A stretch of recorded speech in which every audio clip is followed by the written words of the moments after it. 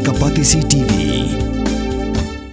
Together we achieve, together we can fly, reaching for the sky. Phai University, Meghalaya. Manus nam daki lakbon ki bakwa penpenda ke MBBS Hyndai kindiat ki bapas ke admission kalapli ha Emmanuel Coaching Academy epi join menta pinyo ki kot bat ki materials kin don ru ki mock test ban pen kraya pi na benda ka neat kajing hab uslap ha kami sing sajan kalapelong ya ka Swkh Sales District borok ko wei bat kumjuru ya ka snong ma korwat kabadai ke headquarter jang ka district on syongdom hadu Sngi Miet klem boarding electric kata naduk arpau tereng kebarang yai beteng haduk menta ka arpulai tereng ujeliu aja pun riu kani ka pau bagi bor badi pet ya ka boarding electric kim dan ka jing khli pankit khiai ka jing ajing syakri ki pai ba jang ka district tang na ka daw ka jing hap jong slam kaladai ka por bagi bosen syar ka Swkh Sales District inya keren ya kani kaman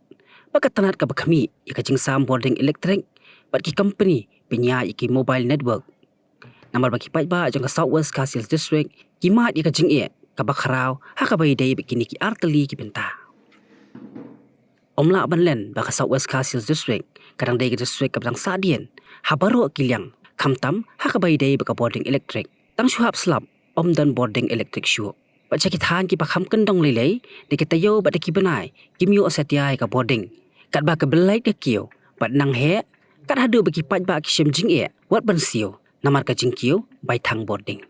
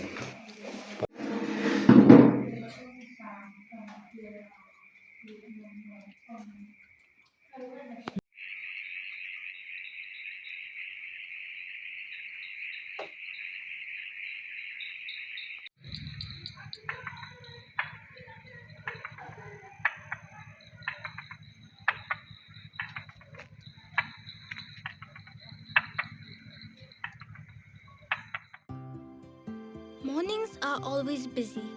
Everything feels fast. I hear mom shouting and I'm trying not to be late. Outside, Shillong is already awake.